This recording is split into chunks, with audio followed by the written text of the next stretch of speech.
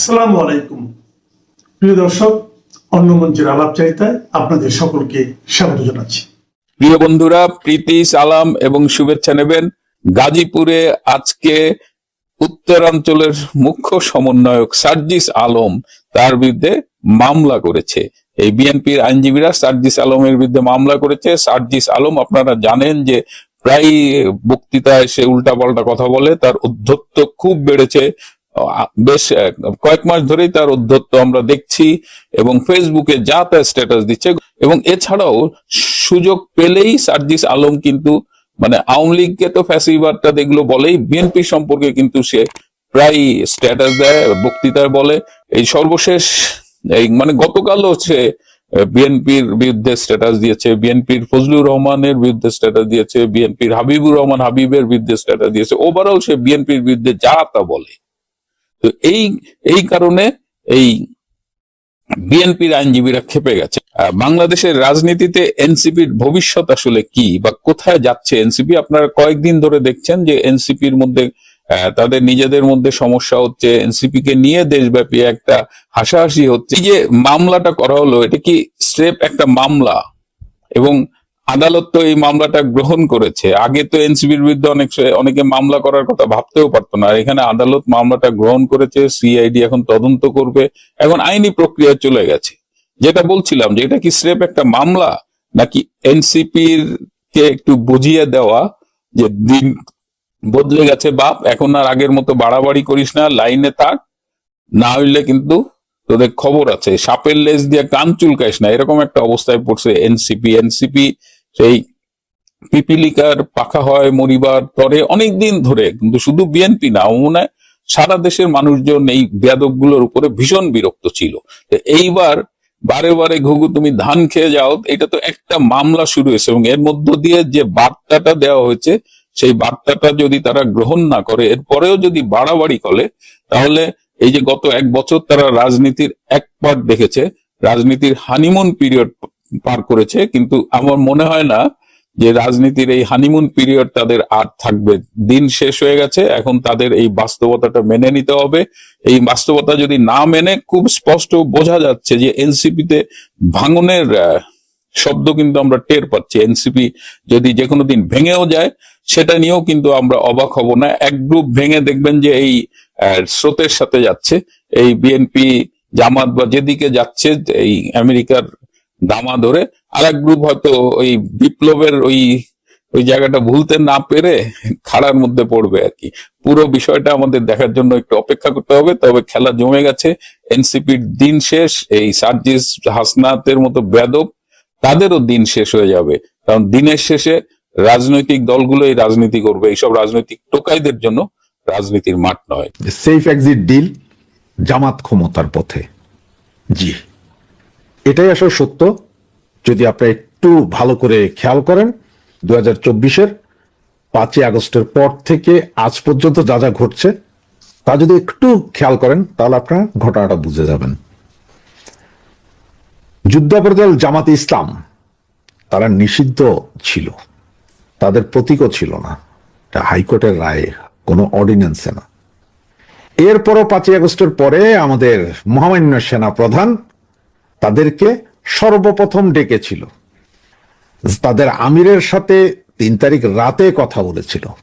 4 তারিখ যদিও বিএনপির অন্যদের সাথে কথা বলে, কিন্তু 3 তারিখ রাতে বৈঠক করেছিল প্রথমে জামাতের আমিরের সাথে।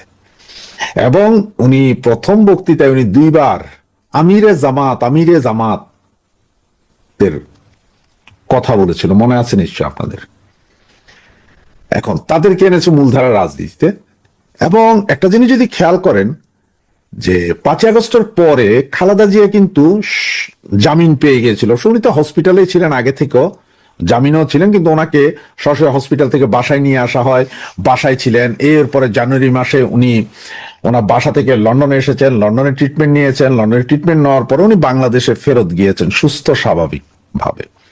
কিন্তু ওনার কোনো বক্তৃতা বিবৃতি বা কিচ্ছু ছিল না, না কোনো জনসমাবেশে এসেছেন, না কোনো ভার্চুয়ালি কোনো মিটিং এ যোগ দিয়েছেন, কোনো কিছুই ওনাকে আসলে করতে দেওয়া হয়নি।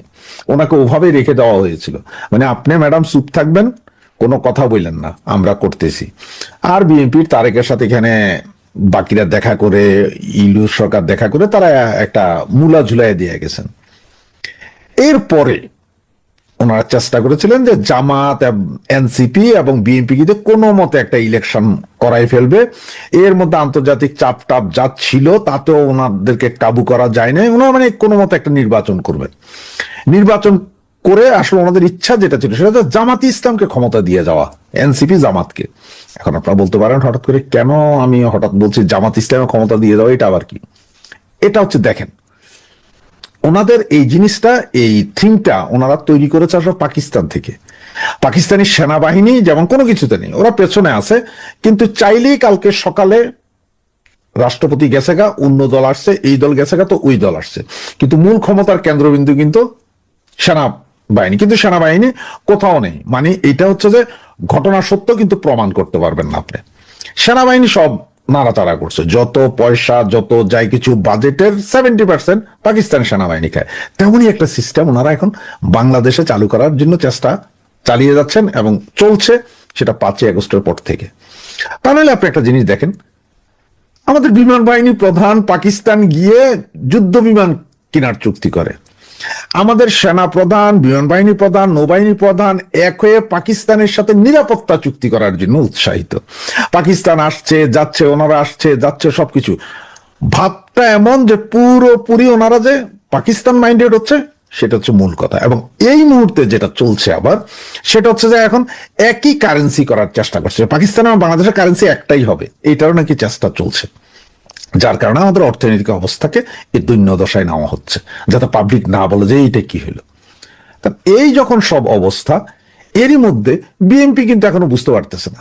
বিএনপি যদি বুঝতে পারতো, আপনি দেখেন গত 5ই আগস্টের পর থেকে এখন পর্যন্ত আপনার সেনাবাহিনীর হাতে নিহতের সংখ্যা 40 জন, তার মধ্যে 30 থেকে 32 জনই আছে বিএনপির। গত 2 সপ্তাহে বা গতকালকেও যদি চিন্তা করেন, এই 2-3 সপ্তাহে আপনার 4 জন মারা গেছে বিএনপির। এক ছেলে তো চিটং এ বাবার জিয়াফত খেতে গিয়ে ওখান থেকে সেনাবাহিনী তুলে নিয়ে যায়, পরে মৃত অবস্থায় ফেরত দেয়। এরপর চুয়াডাঙ্গা আরেকটা ছেলে, গতকাল রাতের আরেকটা ছেলে, সবই সেনাবাহিনীর হাতে অবৈধ ভাবে তুলে নিয়ে হত্যা। এইটার জন্য কিন্তু বিএনপি এত শক্তিশালী, বাংলাদেশের সমস্তময় ক্ষমতার অধিকারী, এই মুহূর্তে কিছুই বলতে পারছে না, কারণ ভয়ে আছে বিএনপি। আওয়ামী লীগের তো এই পর্যন্ত জেলখানায় মারা গেছে 100 কতজন, এবং ইন টোটাল সারা বাংলাদেশে মারা গেছে 3000 আওয়ামী লীগ নেতাকর্মী। তো আওয়ামী লীগ তো ক্ষমতায় নেয়, আওয়ামী লীগের রাখেই নেয়, আওয়ামী লীগের ফুল কোণঠাসা করে দিছে। কিন্তু বিএনপি এত ক্ষমতাধর হওয়ার পরও বিএনপির এই যে বললাম আপনার 32 জন এবং গত 2 সপ্তাহে 3 জন, এদের ব্যাপারে বিএনপি একটা টু শব্দ করেনি। তাই হচ্ছে আসলে মূলত তারেকের সমস্যা ছিল যে সেনাপ্রধানই তাকে আসতে দিতে চাইতেছিল না। ওই যে সবাই বলতেছি যারা ওই সময় তারেককে মেরেছিল, তারা হয়তো এখন কেউ কেউ মেজর, কেউ কেউ লেফটেন্যান্ট কর্নেল এরকম পদে আছে, তাদের একটা বিচার হয়ে যেতে পারে এইসব। এবং এখন সেনাবাহিনী জানে যে এই যে 30, 40, 50 জন যা মারা গেল বিএনপির, এইটা নিয়ে কিন্তু বিএনপি আগামীতে সরকারে আসলেই একটা ভেজাল হবে। এবং সেনাপ্রধান এই পর্যন্ত ওনার হয়ে কাজ করা যাদেরকে উনি ছেড়ে দিয়েছেন, বিভিন্ন ভাবে উনি দেশ ত্যাগে উৎসাহিত করেছেন, দেশ ত্যাগ করতে পেরেছেন এবং অন্যান্য দেশে চলে গেছেন, এগুলো উনি সুবিধা আদায় করেছিলেন একমাত্র জামাতের সাথে। কারণ যারা চলে যেতে পেরেছেন বা চলে গেছেন, ওরা শেষ মুহূর্তে সেনাপ্রধানের কথা মানতে বাধ্য হয়েছিলেন 3, 4, 5 তারিখে। সেনাপ্রধান এত কিছু, এবং সেনাপ্রধানও যদি আগামী মাসে যদি ওনার যদি শেষ হয়ে যায় ওনার চাকরি জীবন, তাহলে ওনাকেও সেফ এক্সিট নিতে হবে।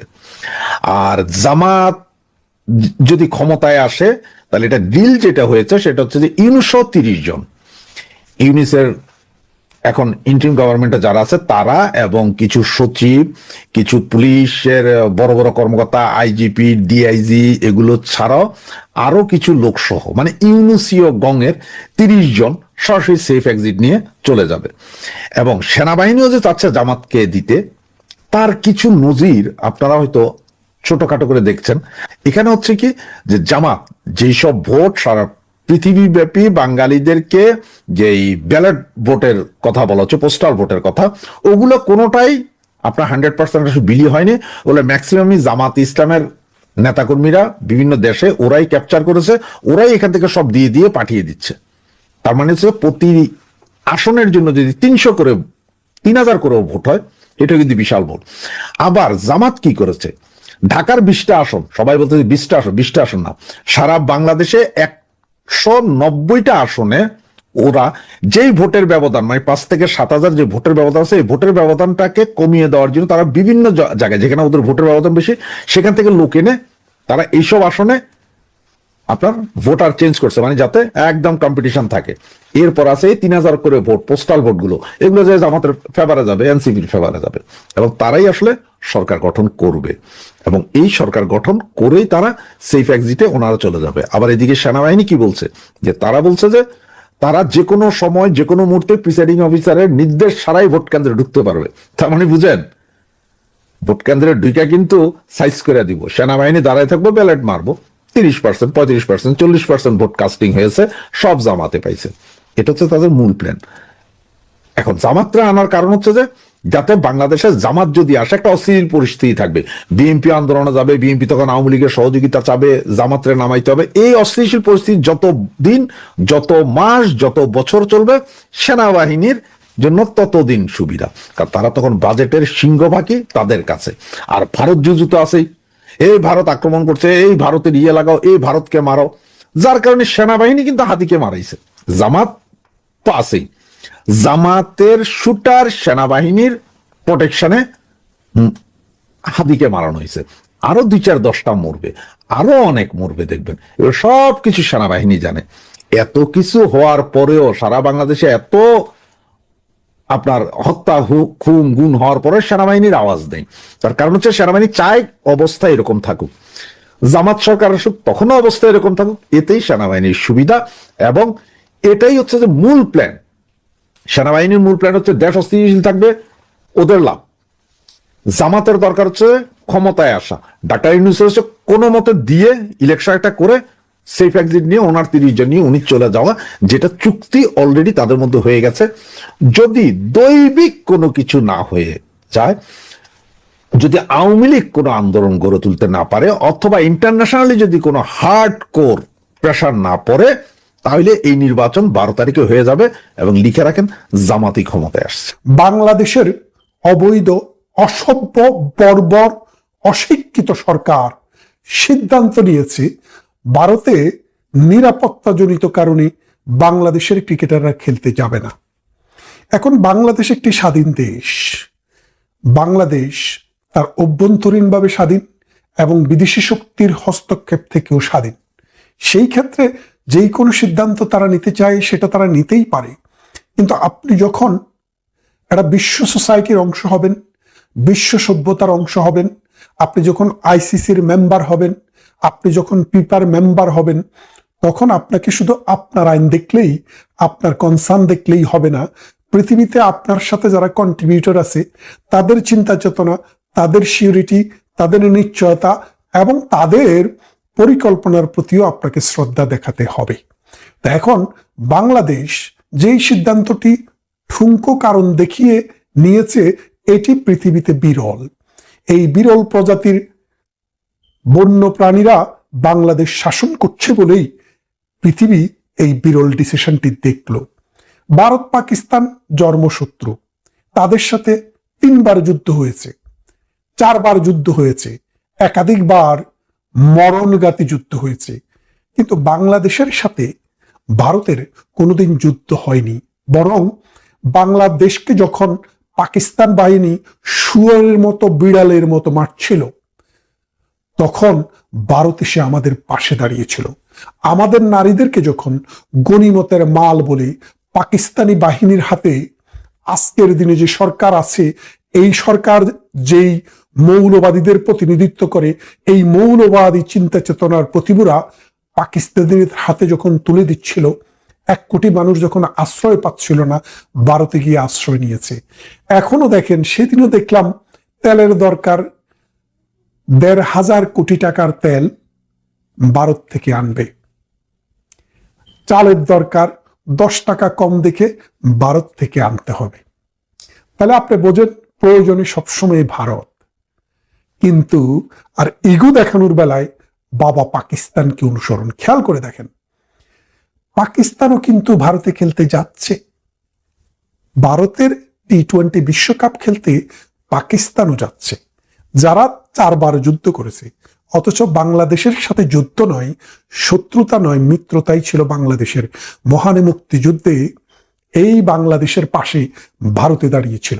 এবং আপনারা যদি খেয়াল করে দেখেন, বাংলাদেশের ক্রিকেটের আজকের যে অবস্থাটা এসছে, এখানে ভারতের অনেক অবদান। জগমোহন ডালমিয়ার নাম শুনেছেন? সেই ডালমিয়া বাংলাদেশের ক্রিকেটকে বিশ্ব দরবারে নিয়ে যাওয়ার জন্য তার যত শক্তি আছে সবকিছু প্রয়োগ করেছেন। আর এখন আপনি প্রতিদান দিচ্ছেন এইভাবে। এখন সেই কথাটি বাদ দিলাম, হিস্ট্রিক্যাল কন্টেস্ট বাদ, কিন্তু সবচেয়ে বড় যে কথাটি বলতে চাচ্ছি আজকে, বাংলাদেশ যদি এই শুরু হতে যাওয়া বিশ্বকাপে অর্থাৎ টি-20 ওয়ার্ল্ড কাপে যদি অংশগ্রহণ না করে, তাহলে বাংলাদেশকে আর তোয়াজ করা হবে না। এর পাশাপাশি বাংলাদেশকে 3 বছরের জন্য স্যাংশন দেওয়া হতে পারে। একদম কমের পক্ষে আগামী 1 বছরের জন্য ইন্টারন্যাশনাল টি-20 থেকে বাংলাদেশকে নিষিদ্ধ করা হতে পারে। অর্থাৎ বাংলাদেশের এই খেলোয়াড়রা পৃথিবীর কোনো দেশে আগামী 1 বছর টি-20 খেলতে যেতে পারবে না। কারণ এই টি-20 ওয়ার্ল্ড কাপে প্রত্যেকটা ম্যাচের জন্য স্পন্সর আছে। প্রত্যেকটা ম্যাচের টিকিট বিক্রি যেখানে হয়, টিকিট বিক্রি থেকে পয়সা আসে। প্রত্যেকটা ম্যাচে টেলিভিশনে দেখানোর জন্য, এটার জন্য পয়সা আইসিসি পায়, এবং এই সবের ভিত্তিতেই কিন্তু আইসিসি অর্থ উপার্জন করে। এখন বাংলাদেশ না খেললে যে কয়টা ম্যাচ আছে, সেই কয়টা ম্যাচ অটোমেটিক্যালি শেষ হয়ে যাবে। এবং এখানে আরো একটি বিষয় আছে যে বাংলাদেশ না খেললে কিছু কিছু দল আছে, যেই সব দল অটোমেটিক পয়েন্ট পাবে। এই অটো পয়েন্ট পেয়ে যাওয়ার ফলে অন্যান্য দলেরও কিন্তু একটা অন্যায্য অবস্থার মধ্যে পড়তে হয়। ঠিক এইরকম একটা অবস্থায়, যেখানে বাংলাদেশ একটা উদীয়মান ক্রিকেটের দেশ, বাংলাদেশ কিন্তু ক্রিকেট বিশ্বকাপে কখনো চ্যাম্পিয়ন হয়নি, কখনো ফাইনালও খেলতে পারেনি। ফাইনালে মানে রানার্স আপও হতে পারেনি। সেই রকম একটা প্রেক্ষাপটে বাংলাদেশ যেভাবে হাঁটি হাঁটি পা পা করে সামনের দিকে যাচ্ছিল, প্রধানমন্ত্রী শেখ হাসিনার নেতৃত্বে 16 বছরে বাংলাদেশের ক্রিকেট, বাংলাদেশের সমাজ রাষ্ট্র যেই উন্নত হয়েছিল, এই ডক্টর ইউনূসের নেতৃত্বে বাংলাদেশ ঠিক তার বিপরীত দিকে ডুবতে ডুবতে এখনো বঙ্গোপসাগরের তলে চলে যাচ্ছে। তারই একটা নমুনা এই লুচ্চা আসিফ নজরুলকে বসিয়েছে ক্রীড়া অঙ্গনে। সেই আসিফ নজরুল এই এমন একটি ডিসিশন নিয়েছে যেটি বাংলাদেশের ক্রিকেটের কোটি কোটি ভক্তকে নিরাশ করেছে। শুধু কি তাই, যে খেলোয়াড়রা খেলবে, যে 15 জন খেলোয়াড় ভারতে যাওয়ার কথা ছিল, এই 15 জন খেলোয়াড়ের মধ্যে অন্তত পক্ষে 4 থেকে 5 জন খেলোয়াড় আছে যারা শুধু হয়তোবা জীবনে এটাই তাদের শেষ বিশ্বকাপ হবে। কেননা ক্রিকেট হচ্ছে শারীরিক শক্তির খেলা, বুদ্ধিমত্তার খেলা। এই বুদ্ধিমত্তা এবং শক্তি দুটি এবং বয়স, এই 3টি বিষয়কে সমীকরণে নিয়েই কিন্তু খেলতে হয়। এখন যদি আপনি এবারের বিশ্বকাপটি মিস করে, তাহলে অন্তত 3 থেকে 4 জন খেলোয়াড় আছে যারা আর জীবনে কখনো ওয়ার্ল্ড কাপে খেলতে পারবে না। তো এই আসিফ নজরুল গং, এই ইউনূস গং, এই পাকিস্তানের প্রেতাত্মারা বাংলাদেশকে এমনভাবে ব্যাকফুটে ঠেলে দিচ্ছে, এবারের খেলা থেকে বঞ্চিত করছে ক্রিকেটারদেরকে, দর্শকদেরকে বঞ্চিত করছে সারা বিশ্বের বাংলাদেশ প্রেমী মানুষদেরকে। এর সাথে সাথে বাংলাদেশের জন্য এগিয়ে আসছে একটি স্যাংশন, যেই স্যাংশনের ফলে বাংলাদেশ ক্রিকেট বিশ্ব থেকে, বিশেষ করে টি-20 বিশ্ব থেকে অন্তত 1 বছরের জন্য সাসপেন্ডেড হয়ে যাবে। এইরকম একটি কথাবার্তা চলছে। শেষ পর্যন্ত নেগোসিয়েশন হয়ে বাংলাদেশ হয় ভারতে এসে খেলবে, না হয় 1 বছরের জন্য বাংলাদেশকে বিশ্ব ক্রিকেট থেকে সাসপেন্ড করা হবে। তাই আসুন, আমরা যারা ক্রিকেট প্রেমী, বাংলাদেশ প্রেমী, আমরা যারা বাংলাদেশের ক্রিকেটকে দেখতে চাই বিশ্ব পরিমণ্ডলে, আমরা যারা দেখতে চাই বাংলাদেশ একদিন ক্রিকেট বিশ্বকাপে, টি-20 বিশ্বকাপের শিরোপা অর্জন করবে, তারা সুর তুলতে হবে এখনই। এই অসভ্যদেরকে, এই দালালদেরকে, পাকিস্তানের দালালদেরকে এখনই রুখে দাঁড়াতে হবে। আপনারা জানেন ভারত একটি বড় দেশ, শুধু বড় দেশ নয়, ক্রিকেটের লীলাভূমি বলা যায় এই ভারতকে এখন।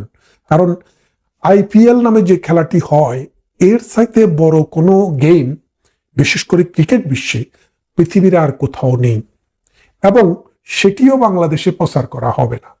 বাংলাদেশে প্রচার করলো কি না করলো এটা নিয়ে ভারতের কিচ্ছু আসে যায় না, কিন্তু বাংলাদেশের ক্রিকেটাররা, বাংলাদেশের ক্রিকেট প্রেমীরা, বাংলাদেশের ক্রিকেট লাভাররা এটা থেকে নিজেরা দেখে আনন্দ পায়, নিজেদেরকে সমৃদ্ধ করে।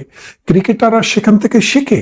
শুধু কি তাই, মুস্তাফিজকে এইবারে না হয় তারা বাংলাদেশ ভারতের টেনশনের কারণে নেয়নি, কিন্তু এর আগে বহু আসরে কিন্তু মুস্তাফিজ খেলেছে, ভালো করেছে, সাকিব খেলেছে, আরো কোনো কোনো খেলোয়াড়ও খেলেছে বলে আমি দেখেছি লিটন দাসকেও।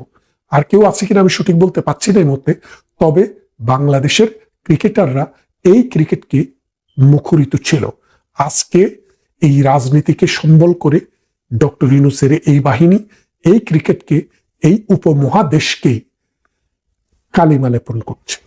আমরা এর তীব্র নিন্দা জানাই এবং আমরা দাবি করি অতি সত্বর বাংলাদেশের ক্রিকেটারদেরকে অনিশ্চয়তা থেকে মুক্তি দিয়ে যেন এই গেমে অংশগ্রহণ করতে পারে সেই ব্যবস্থা যেন করা হয়।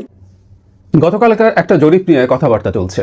আমি প্রায় বলি যে জরিপকে খুব বেশি পাত্তা টাত্তা দেওয়ার নাই, আমরা যার যার সাথে যে জরিপটা মেলে তারা সেই জরিপটাকে হাইলাইট করার চেষ্টা করি। কিন্তু আমি বহুবার বলেছি, আমি ভারত থেকে দেখেই বুঝি যে আমরা এই অঞ্চলের জরিপকে রিলাই করার কিছু নেই। 24 সালে ভারতের জরিপের প্রেডিকশনগুলো হাস্যকর ছিল, যাদের দীর্ঘদিনের নির্বাচন এবং গণতন্ত্রের প্র্যাকটিস আছে। তো যাই হোক, তারপরও যেটা হচ্ছে, এই জরিপটা আবার জামাতের জন্য ভীষণ আশাব্যঞ্জক। হাড্ডাহাড্ডি লড়াই, মানে এখানে যা দেখা যাচ্ছে, ইভেন জোট জিতে যাবে, জামাতের জোট, 11 দলীয় জোট, সেটা খুব ভালোভাবেই দেখা যাচ্ছে। আমরা একটু জরিপের রেজাল্টটা দেখি, সমালোচনা আছে, আলোচনা আছে, এর সাথে জামাতের সাথে অ্যালাইন বা ছাত্র শিবিরের সাথে অ্যালাইন বা এক্স শিবিরদের সংগঠন আছে এর মধ্যে, সেই কারণে এটাকে অনেকে বাতিল করে দিতে চাচ্ছে। যাই হোক, সমর্থনের ব্যাপারটা বলি, তার আগে একটু বলে রাখা ভালো, ভোটের পার্সেন্টেজ আর আসলে আসন জেতা একই জিনিস না।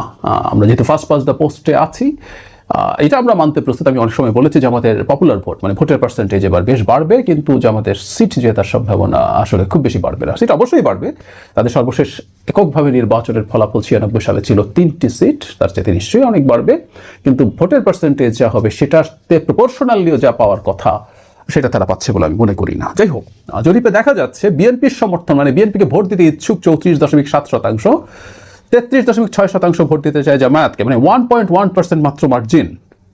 এনসিপি 7.1%, ইসলামী আন্দোলন 3.1%, অন্যান্য দলকে 4.5%, সিদ্ধান্তহীনতায় 17%। আমরা একটু অঙ্কটা একটু বুঝি, মানে জামাতের জোট যে জিতে গেছে এই ভোট, এটা দেখে কিভাবে বলছি, একের মাত্র গ্যাপ আছে, কিন্তু ওদিকে এনসিপি এবং ইসলামী আন্দোলন মিলে 10% মতো। তার মানে ওই জোটে যদি ইসলামী আন্দোলন জোটে থাকে, শোনা যাচ্ছে তাদের সাথে একটু কনফ্লিক্ট আছে, তার মানেটা হচ্ছে বিএনপি চাইতে 9% এগিয়ে গেল এই এক্সিস্টিং অবস্থাতে, আর 17% এখনো ভোট দিতে সিদ্ধান্ত, মানে কাকে দেবেন সেই সিদ্ধান্ত তারা এখনো নেননি। মানে বিএনপিকে এই 9% কভার করে 17%-এর মধ্যে 10-11% ভোট পেতে হবে। আবারও বলছি, এটা হলো ভোটের ব্যাপার, জেতার অংশ না, কারণ হলো বেশি পপুলার ভোট পেয়েও পরাজিত হওয়া খুবই সম্ভব এক্সিস্টিং সিস্টেমে। তারপরও মানে তারা অনেক জিতে যাওয়ার প্রবাবিলিটির কথা বলছি। যাই হোক, কিভাবে দেখব, কেউ একটা কথা বলার চেষ্টা করছেন যে এখানকার একটা সংস্থা আগে ডাকসুর নির্বাচন নিয়ে একটা ভালো প্রেডিকশন দিয়েছে, তাদের যে পোল হয়েছে সেটাকে সমর্থন করেছে। এটা খুব হাস্যকর যুক্তি। কারণ হচ্ছে, মানে এটাও যে সঠিক এটা বলা যাবে না, কারণ ডাকসু নিয়ে খুব সিগনিফিক্যান্ট অনেক পোল হয়েছে, অন্যগুলো সব মিথ্যা প্রমাণিত হয়েছে, এনারা সত্য প্রমাণিত হয়েছেন, তখন একটা কথা হতে পারতো। মানে এটা যদি এরকম হয় যে তারা অপিনিয়ন পোল তো আসলে মানুষের অপিনিয়নের উপরে ইনফ্লুয়েন্স করার জন্য, আমি ধরে নিচ্ছি তাত্ত্বিকভাবে, আমি এটা শতভাগ ক্লেম করছি না যে তারা জামাত শিবিরকে অনেক এগিয়ে রাখতে চান, তো ওটার তো সম্ভাবনা আছে, ওটা হয়ে গেল, এখন সেটাকে বিরাট সাফল্য হিসাবে দেখানো হবে। মজার ব্যাপার, ডাকসু নির্বাচনে যখন প্রচুর শোরগোল হচ্ছিল, ছাত্র শিবির জিতে যাবে এই আলাপ অনেকেই করেছেন, অনেক বিশ্লেষক করেছেন, আমি নিজেও ছাত্র শিবির জিতে যাওয়ার সম্ভাবনা অনেক বেশি সেটা বলেছি। ছাত্র শিবিরকে ভোট না দিতে অন্য যে কেউকে ভোট দিতে বলেছি, এটা আমার একটা পলিটিক্যাল ইডিওলজিক্যাল কারণে। আমি মধ্যপন্থী মানুষ, ছাত্র শিবিরকে ভোট না দিতে বলেছি, কিন্তু ছাত্র শিবির ভোটে জিতে যাবে এটা আমার নিজের ভিডিও, যে কেউ ওই সময়ের ভিডিও দেখে আসতে পারেন, টক শোতে বলেছি। তো তাহলে ওই জরিপেরও প্রশ্ন না, প্রশ্ন হচ্ছে বাইরে থেকেই আসলে বোঝা যায় কি হতে যাচ্ছে, আমরা সেটাই বললাম। সুতরাং ওই মেলাটাকেও অন্যভাবে দেখার কিছু নেই। অ্যাট দ্য সেম টাইম যে এই জরিপের সাথে যদি অন্যান্য অনেক জরিপ, যেমন ধরুন একটা জরিপ আসলো কয়েকদিন আগে 70% বিএনপিকে ভোট দিতে চাই, 30% জামাতকে ভোট দিতে চাই, এই ধরনের একটা আসলো। তো এর ও সঠিক না এ সঠিক আমরা পরীক্ষা করার মতো কোনো পরিস্থিতি হয়নি। বা ওই প্রতিষ্ঠান যদি ডাকসু নিয়ে করতো এবং সেখানে যদি তারা পরাজিত হতো, তাহলে বুঝতাম যে তাদেরটা একদম কোনো রকম কোনোভাবে ম্যানিপুলেটেড বা ভেস্টেড ইন্টারেস্ট আছে। যাই হোক, বলে রাখি, মানে হাড্ডাহাড্ডি লড়াই হতে যাচ্ছে এই প্রেডিকশন, কারণ একেবারে আর খুব বেশি দিন বাকি নেই নির্বাচনের। বরং দিন যত যাবে অ্যাপারেন্টলি অনেকে বলেন যে জামাতের জোটের ভোট বাড়বে, কারণ বিএনপির গ্রাসরুটের অনিয়ম, দুর্নীতি, চাঁদাবাজি, টেম্পু স্ট্যান্ড ইত্যাদি ইত্যাদির কারণে অনেক যারা বলছেন। তো সুতরাং হাড্ডাহাড্ডিও না, যত সময় যাবে তারা তত ভালো করে ফেলবেন, এই পারসেপশন হতে পারে। আমি কি মনে করি? আমি মনে করি মানে সাধারণভাবে জেতার ফাইটও দিতে পারবে না, জেতার জন্য 151 সিট লাগে, তার থেকে বহু বহু বহু দূরে থাকবে। কিছু ইলেকশন ইঞ্জিনিয়ারিংয়ের কথা শোনা যায় তাদের দিক থেকে, প্রশাসন মিলে সব কিছু করেও আসলে খুব ফাইটের অবস্থায় যেতে পারবে না। তবে হ্যাঁ, নির্বাচনটা যাতে সঠিক, আমাদের নাগরিকদের সেই ব্যাপারে সতর্ক থাকা দরকার। পার্টিসিপেটিং পার্টিগুলো, বিশেষ করে বিএনপিরও সতর্ক থাকা দরকার। এসব জরিপ আমরা আগামী নির্বাচনের পর মেলাবো এবং মিলিয়ে আমরা আসলে বুঝবো বাংলাদেশে কে কি করেছিল। এটা বলে আবারও শেষ করি, উইকিপিডিয়ায় 2024 সালে ভারতের নির্বাচনের জরিপ শুধু ওই সময়ের আগের জরিপ না, এক্সিট পোল, মানুষ ভোট দিয়ে বের হয়ে বলেছে যেটা, সেই জরিপও কত ভুল প্রমাণিত হয়েছে ওইখানে দিকে দেখলেই বুঝতে পারবেন। সেই কারণে আমরা অনেকে এই জরিপকে নিয়ে খুব কথাবার্তা বলছি। আমি অন্তত ওই উদাহরণটার কারণই আর গুরুত্ব দিই না। আমি ভারতের কথা বারবার বলি, কারণ হচ্ছে বাংলাদেশে এই জরিপের কালচার, নির্বাচনই ছিল না, জরিপ আর কি হবে। সুতরাং এগুলোকে আসলে খুব বেশি পাত্তা দেওয়ার কিছু নেই। আসসালামু আলাইকুম।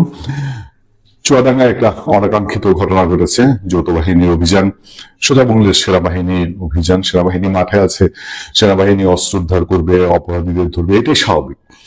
এবং অস্ত্র উদ্ধার, অপরাধীদের ধরতে গিয়ে সবসময় যে সুখানুভূতি হবে, সবসময় যে এটা একেবারে স্মুথ হবে, সেটা ভাবার কোনো কারণ নেই।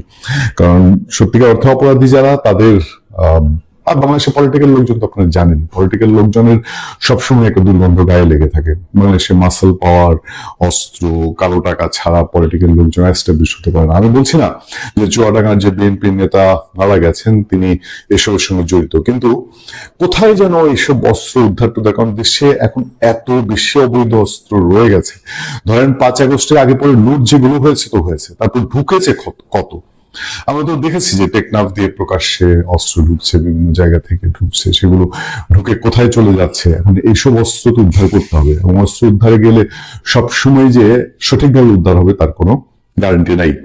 চুয়াডাঙ্গার ঘটনায় সেনাবাহিনী, আমরা বলছি অভ্যন্তরে অ্যাকশন, মানে সেনার সদস্যরা যারা দায়িত্বে ছিলেন তাদের বিরুদ্ধে অ্যাকশন নেওয়া হচ্ছে। ঘটনাটা অনেকটা এরকম যে চুয়াডাঙ্গায় জীবননগরে যৌথ বাহিনীর অভিযান চলাকালে আটককৃত ব্যক্তির মৃত্যুবরণ প্রসঙ্গে সেটা সেনা সদর একটা স্টেটমেন্ট দিয়েছে। সেখানে বলা হচ্ছে গত 12 জানুয়ারি 2026 তারিখ আনুমানিক রাত 11টায় চুয়াডাঙ্গা জেলার জীবননগর উপজেলায় সুনির্দিষ্ট গোয়েন্দা তথ্যের ভিত্তিতে অবৈধ অস্ত্র উদ্ধারের লক্ষ্যে যৌথ বাহিনী কর্তৃক একটি বিশেষ অভিযান পরিচালনা করা হয়।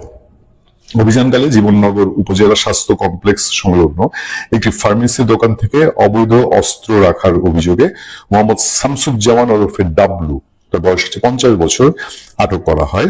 পরবর্তীতে আটককৃত ব্যক্তির প্রদত্ত তথ্যের ভিত্তিতে টহল দল উক্ত ফার্মেসিতে তল্লাশি পরিচালনা করে একটি 9mm পিস্তল, 0.1 একটি ম্যাগাজিন ও 4 রাউন্ড গুলি উদ্ধার করে। অভিযান শেষে আটককৃত ব্যক্তি হঠাৎ অসুস্থ হয়ে অচেতন হয়ে পড়লে তাকে দ্রুত জীবননগর উপজেলার স্বাস্থ্য কমপ্লেক্সে নেওয়া হয়। পরবর্তীতে আনুমানিক রাত 12টা 25 কর্তব্যরত চিকিৎসক তাকে মৃত ঘোষণা করেন। এবার এই ঘটনায় কিছু স্টেপ নেওয়া হয়েছে। সেই স্টেপগুলোর মধ্যে হচ্ছে, ওই ঘটনায় অনাকাঙ্ক্ষিত, দুঃখজনক ও কোনোভাবেই গ্রহণযোগ্য নয়। ইতিমধ্যে উক্ত ক্যাম্প কমান্ডার ও অভিযানে অংশগ্রহণকারী সকল সেনা সদস্যকে, মানে তাৎক্ষণিক যেই স্টেপ নেওয়া হয়েছে সেই স্টেপ, সকল সেনা সদস্যকে সেনানিবাসে প্রত্যাহার করা এবং সঠিক কারণ অনুসন্ধানের উদ্দেশ্যে একটি উচ্চপদস্থ তদন্ত কমিটি গঠন করা হয়েছে। তদন্তে দোষী সাব্যস্ত ব্যক্তিদের বিরুদ্ধে সেনা আইন অনুযায়ী যথাযথ আইনানুগ ব্যবস্থা গ্রহণ করা হবে। তার মানে সেনাবাহিনী বিষয়টিকে হালকাভাবে দেখছে না। এবং দেখেন আজকে দেখতে দেখতে 2 বছর গড়িয়ে যাবে, বলা যায় 1.5 বছরের উপরে হবে বাংলাদেশ সেনাবাহিনী মাঠে আছে। তাদেরকে আওয়ামী লীগ সরকারের সময় নামানো হয়েছিল এবং এরপরে ম্যাজিস্ট্রেসি পাওয়ার দিয়ে বারবার সময় বাড়িয়ে তাদেরকে রাখা হয়েছে। এই দীর্ঘ সময় সেনাবাহিনী আইন শৃঙ্খলা পরিস্থিতি ট্যাকেল দেওয়া দায়িত্ব না 100%। একটা স্বাভাবিক পরিবেশে সেনাবাহিনী এটা করবে না, করার কথা না, সেটা করবে পুলিশ। মেইন কাজটা করবে পুলিশকে, তো পঙ্গু বানিয়ে ফেলা হয়েছে, একেবারে ভাঙচুর অবস্থা পুলিশে। তো সেনাবাহিনী দীর্ঘ সময় থাকার ফলে অনেক অনেক ঘটনা ঘটেছে, যে ঘটনাগুলো বাংলাদেশ সেনাবাহিনী কেন্দ্রিক আকাঙ্ক্ষা প্রত্যাশিত না। কারণ সেনাবাহিনী মাঠে থাকলে এর চেয়ে আরো সাংঘাতিক রকম স্মুথ পরিবেশ থাকবে, সন্ত্রাসীরা কোনো প্রশ্রয় পাবে না, অস্ত্র থাকবে না, গোলাবারুদ থাকবে না, এটাই বাংলাদেশের ট্রেডিশন। কিন্তু এই দীর্ঘ সময় সেনাবাহিনীকে রাখা হয়েছে, রাখার ফলে কোথাও যেন একটা ছন্দপতন ঘটছে, এবং সেই ছন্দপতনের প্রতিফলনই এটা কিনা। এবং দায়িত্বশীল সেখানে যারা দায়িত্বে ছিলেন তাদেরকে যে প্রত্যাহার করে আনা হয়েছে, এটার মধ্যে দিয়ে এই সিগন্যাল একটি পরিষ্কার